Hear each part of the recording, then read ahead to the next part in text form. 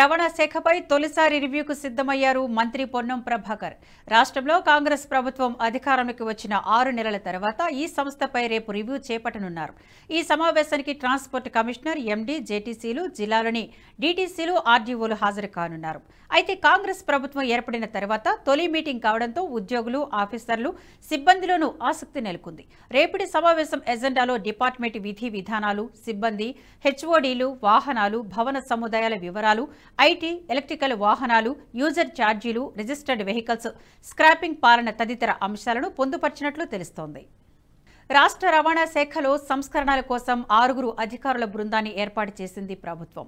ఈ శాఖ ప్రక్షాళన కోసం 11 అంశాలపై ఈ బృందం నివేదిక అందజేసినట్లు తెలుస్తోంది.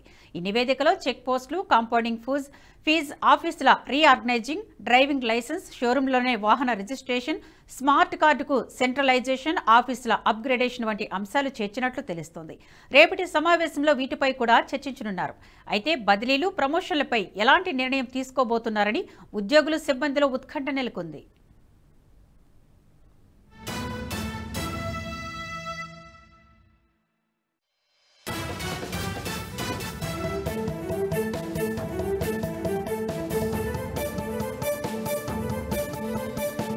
ఈ వీడియో మీకు నచ్చినట్టయితే లైక్ చేయండి, 10 మందికి షేర్ చేయండి. అలాగే కామెంట్ల రూపంలో మీ అభిప్రాయాలను మాతో పంచుకోండి. Nationalist hub group of channels ను సబ్స్క్రైబ్ చేసుకుని తెలుగునాట జాతీయవాద జర్నలిజాన్ని ప్రోత్సహించండి. ఈ వీడియో కింద ఉన్న బెల్ ఐకాన్ పై క్లిక్ చేయడం మర్చిపోవద్దు.